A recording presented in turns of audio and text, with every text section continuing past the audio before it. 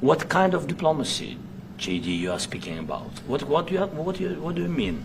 I'm talking about the kind of diplomacy that's going to end the destruction of your country. Yes, but if you are Mr. not President, strong... Mr. President, with respect, I think it's disrespectful for you to come into the Oval Office and try to litigate this in front of the American media. Right now, you guys are going around and forcing conscripts to the front lines because you have manpower problems. You should be thanking the President for trying to bring an end to this conflict. Have you ever been to Ukraine that you say what problems we have? I have been to. Come once. I've actually watched and seen the stories, and I know what happens is you bring them on a propaganda tour, Mr. President. Do you disagree that you've had problems bringing people into your military? We have problems. And do you think that it's respectful to come to the Oval Office of the United States of America and attack the administration that is trying to prevent the destruction of your country? A lot of questions. Let's start from the beginning. Sure. First of all, during the war, everybody has problems, even you, but you have nice ocean and don't feel now, but you will feel it in the future.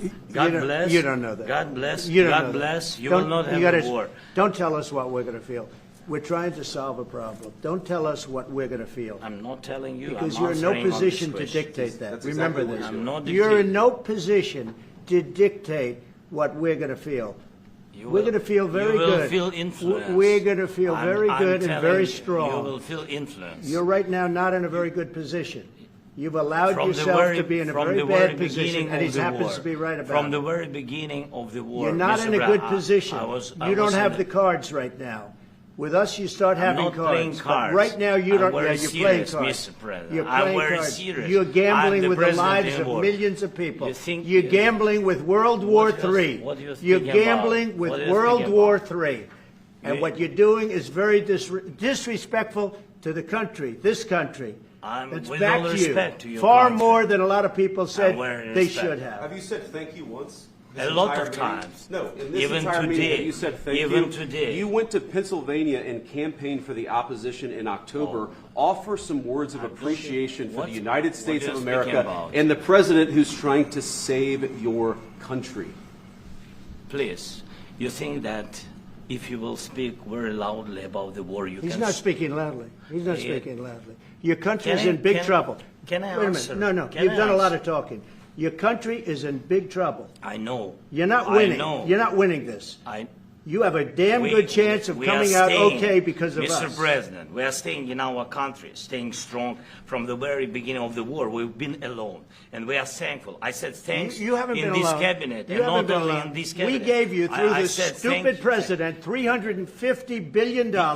We gave you military equipment, and you men are brave, but they had to use our military. What about if you didn't have our military equipment, if you didn't have our military equipment, this war would have been over in 2 weeks. In 3 days. I heard it from Putin. In 3 days. This is something maybe new. Less. In 2 weeks. Of course, yes. It's going to be a very hard thing to do business like this, I tell you. Just say thank you. I said a lot of times thank you to American people. Except that there are disagreements, and let's go litigate those disagreements rather than trying to fight it out in the American media when you're wrong. We know that you're wrong. But you see, I think it's good for the American people to see what's going on out here. I think it's very important. That's why I kept this going so long. You have to be thankful. You don't have the cards. Thankful. You're buried there. Your people are dying. You're again, running low on soldiers. Listen, you're running Mr. low on President. soldiers. It would be a damn good thing. Mr. And then you tell us, I don't want a ceasefire. I don't want a ceasefire. I want to go, and I wanted this. Look. If you could get a ceasefire right now, I tell you, you take it so the bullets stop flying and your men stop getting killed. Of course, we want to stop the war. But you're saying you don't want a ceasefire. But I said to you, I want a ceasefire. With guarantees. Because you'll get a ceasefire faster than an agreement. Ask our people about ceasefire, what they think.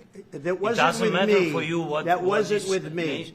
That was with a guy named Biden, who was not a smart person. That was with Obama. It was your president. Excuse me. That was with Obama, who gave you sheets, and I gave you javelins. Yes. I gave you the javelins to take out all those tanks. Obama gave you sheets.